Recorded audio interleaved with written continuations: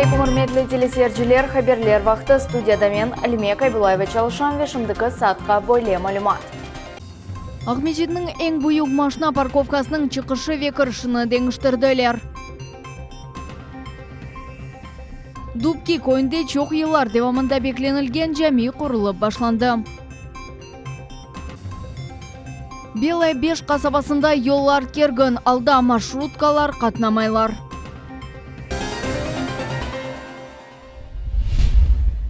Қырымның ялы бойы тарафларында қар ава суығаны себебінден Мисхор, Ялта, Алушта ве Гурзув кыбы ерлерде қар яғды деп хабер етелер ерлі сәкенлер. Анғара боғазында рекет кергін алда қар бораны тайғалақ айдавчылар машиналарыны 1 саатте 40 километрге же суриятны иле айдайлар. Анғара боғазындан видео Kia News сайтында пейда олды. Хатырлатамыз ярмадаға суық циклон январның 12-сінде келді.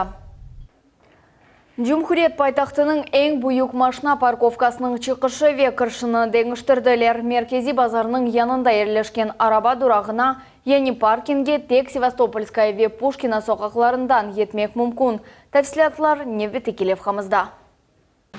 Январь айының 16 күнінден башлап, Меркези базар янындан ерлешкен парковканын кереші ве чықышына айы денішмелер чалышып башлады. Энді Аметхан Султан мейданы тарафындан кермеге асақ, анда енді тек чықыш. Ама шу тураққа етіп келмек үшін университет янындан Севастопольская соқағындан Субхи соқағына айланып кермек керек. Сделали, конечно, дурдом полностью. Отсюда во въезд, оттуда во выезд. На кольце вообще выехать нельзя, минут 30 надо стоять. Отсюда заехать очень тяжело. Это сейчас еще нету, а будет побольше машин. Сюда вообще бесполезно. Вот теперь, чтобы не выехать, мне теперь полчаса надо оттуда туда доехать.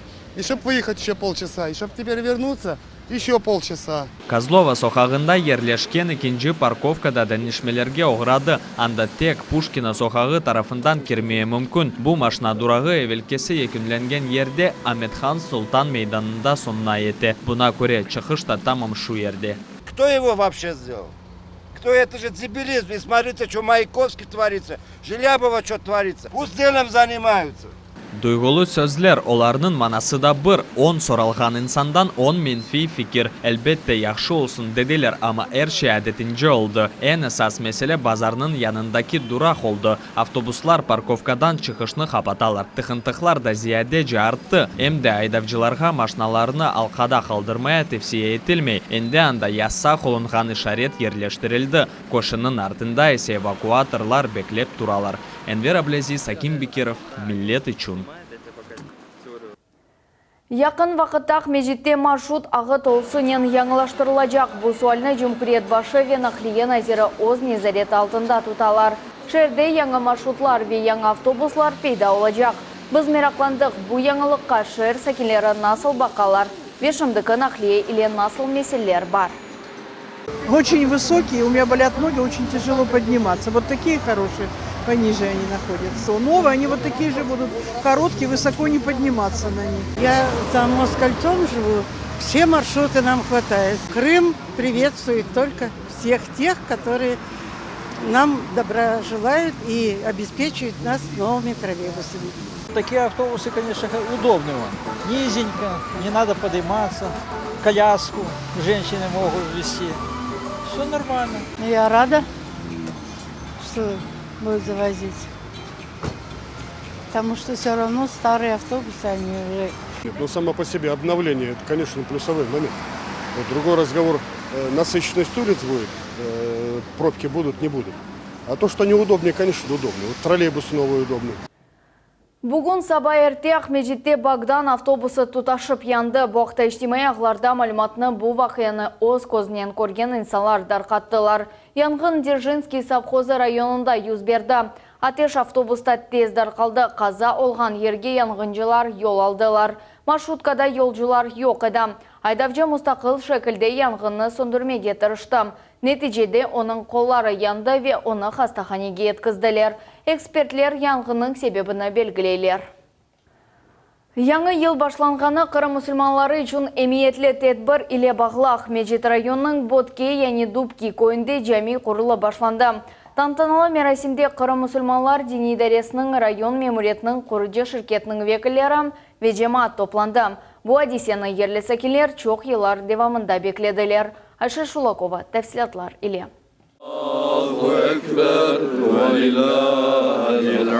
Бутке көйінді келечекте жәме олажақ ерде құрбан чалынды, дуа оқылды. Ислам дініне айыт бүтін қанулар күтіле. Құрыжылық ішлерінің бірінші басамағы башланды.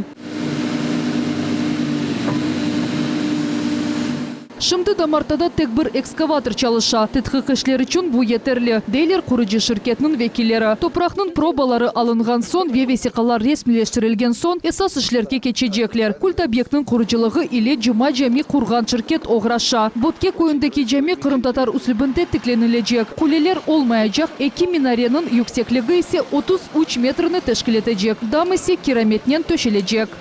450 человек молящихся, вот здесь по плану видно 300 человек в основном зале, еще 150 человек здесь наверху. Сейчас мы рассматриваем о небольшом увеличении, потому что добавляется большой цокольный этаж, поэтому вот эти подсобные помещения тоже будут приспособлены для моления. 2 ел эвелсі Дамарталарны Жигули Наройша деп адландырылған наразылық акциялары мейданындан Ботке Кою районына дәніштірмек ақта қарар алынған еді. Бұл топрақлар қанунсыз еді. Шымды имтиязлы категория гражданларға ве наразылық акцияларының иштиракчилеріне 3,5 бинге яқын Дамарта берілді. Қырым муфтиятына да 1 гектар ер айырылды. Мұнда Сарайлы қият қасабасынан жами ерлештірілежек. Жигули Наройшадaki toprağın oradaki insanlara verilmemesi karar alındıktan sonra biz dedik ki tamam, sizler o insanlara başka yerden toprak vereceksiniz. O toprak veren yerinizde de bizler camiyi kuracak. Çünkü Jiguli Noroşa'da başta cami kurulgan edi. O caminin anlaşılmaması var idi. O sebepten dediler ki bize burası, biz baktık burası layık. Çünkü etrafı bütün toprak verildi oradaki insanlara.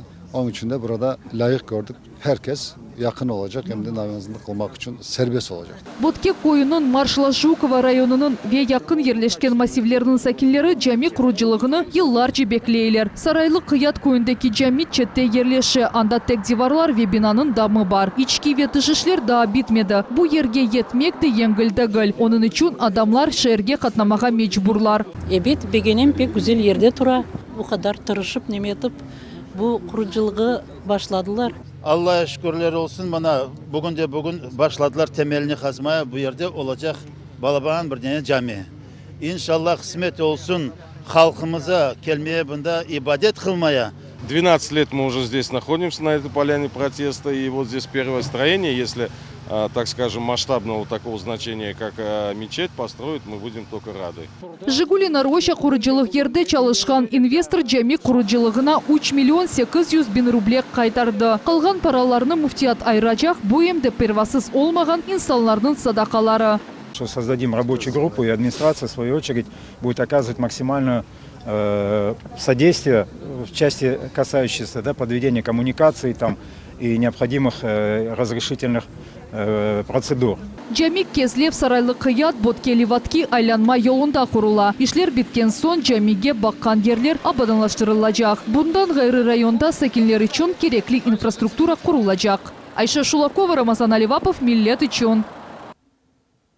Украин реберлігінің жинайтлері Девлет Дума мебусы Наталья Поклонская Украинаның генераль прокуроры Юрий Луценконың адына мектуб yolladı. Весиқада о мемурлар ве мебуслар Украин гражданларына қаршы япқан жинайтлеріні тәфсилетлі тасвир етті.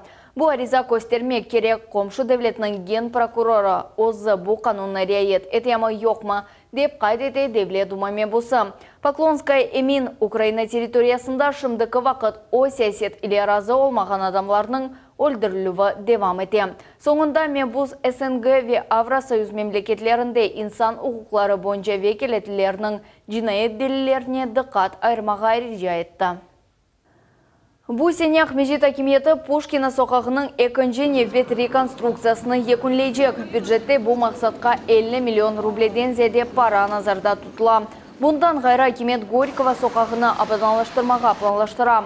Ақмежетінің Пушкина ве Карла Маркса соқақларының реконструкциясы 2016 сененің октябрь айында башланды.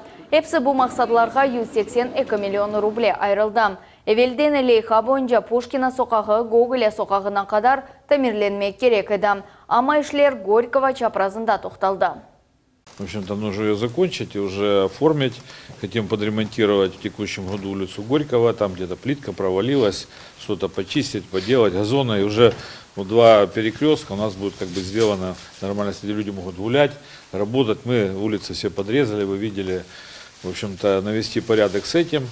И с освещением, с фасадами где-то, и уже приводить вот все в нормальное состояние. Ақмешіт мерkezінде құрыжылар Қоқла театрының ескі бинасыны бозы башладылар. Олар ішкі төшемені алалар, ескі пенжере ве қапыларыны чықаралар. Бұндан сон бинаның дамы бозылы башланacak. Sonra ise bina көчірілежек. Hatırlatamız bina endi 2 yıldan beri çalışmay. İcadi takım bu binanı tap yanvar 2016 senesi taşlap ketті. Şimdi bu yerde yanı bina kurmağa karar alındı. Planlaştırıla ki 2019 senenin dekabr ayınaca yanı bina kurulup bitecek. Şarayit ağır, Belay 5 kasabasında hiçbir infrastruktura yok. Yollarda asfalt döşelmegen. Bu sebepten marşrutkalar mında katlamaylar. Bu ve diğer suallarını Ruslan Balbek ile geçirilgen görüşüvge kelgen yerli sakinler müzakere ettiler. За 27 лет вот это разбазарили, теперь мы чешем лоб, где нам садик ставить, спорткомплекс.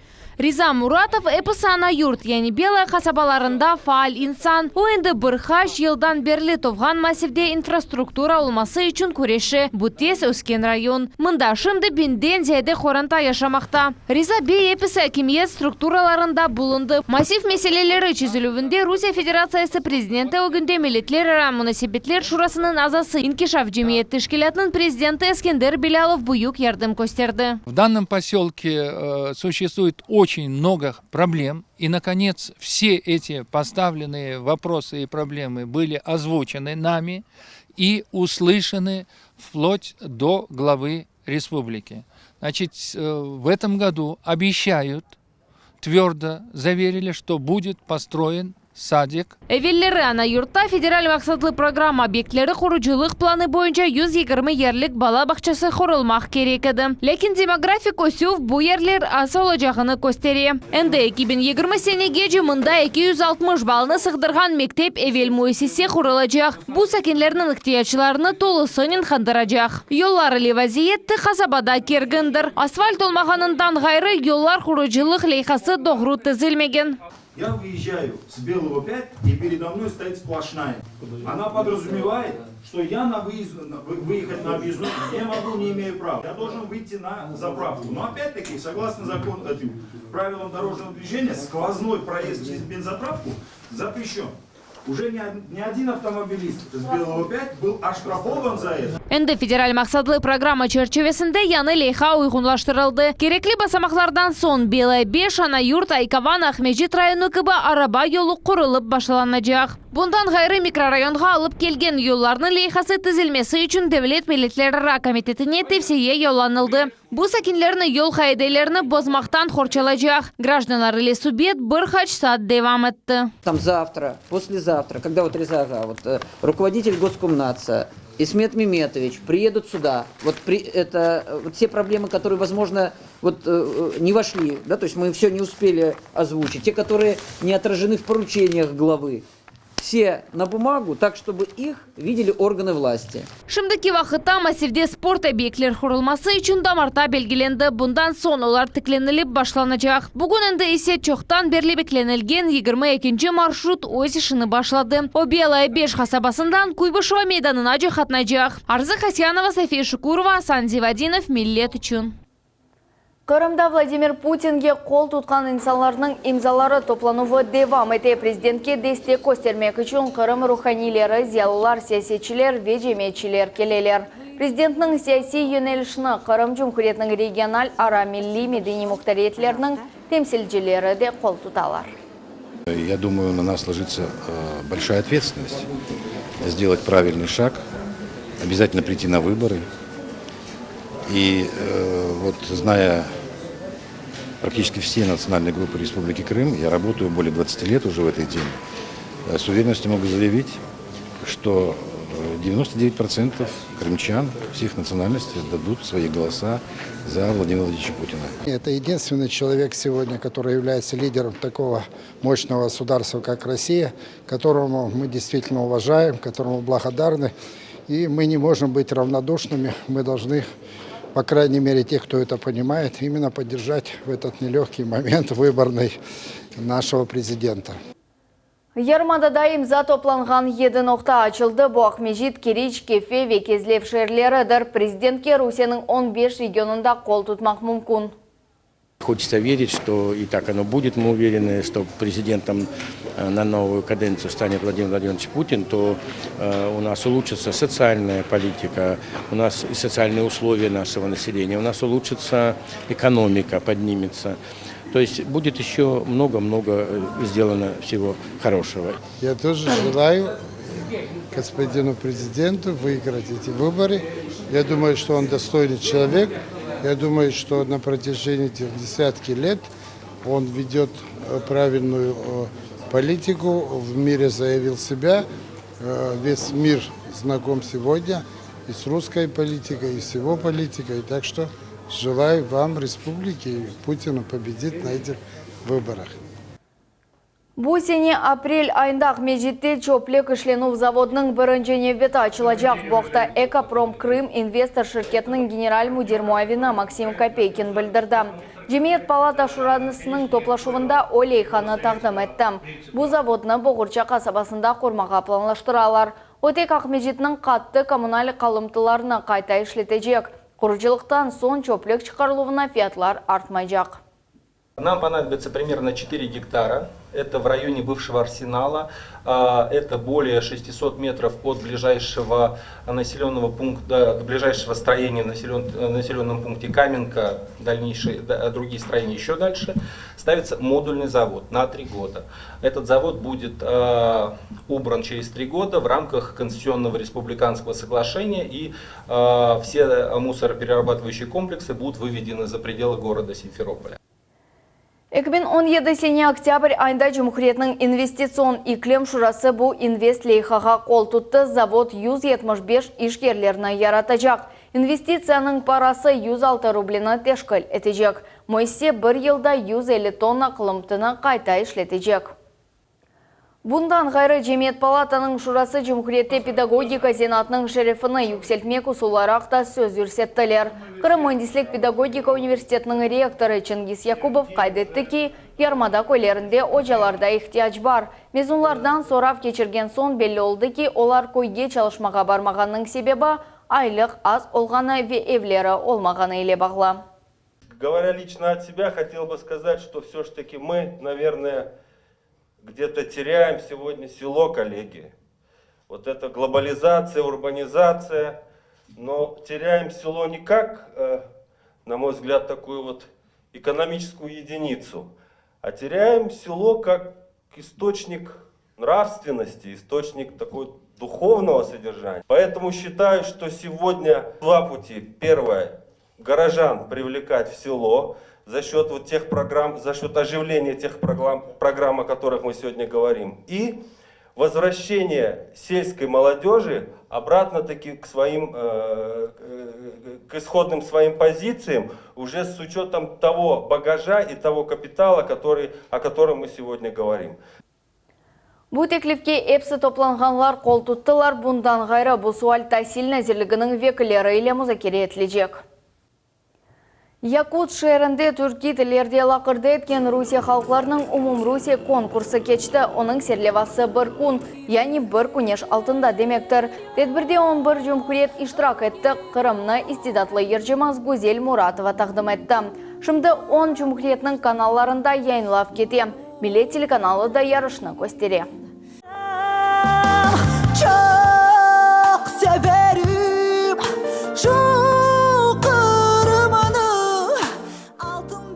Reyber Ufendi başlandı. Vatandaşımızga qol tutmak kolay. Bunun için 55-77 numaraga show 4 sözleri ile SMS yollamak gerek. Reyber Uf fevralning 15'ine kadar devam edecek. Şimdilik bu hepsi malumat saat 21:30'da gelecek haberler informasyon programmasını Neriman Tarsinova ile kaçırmanız.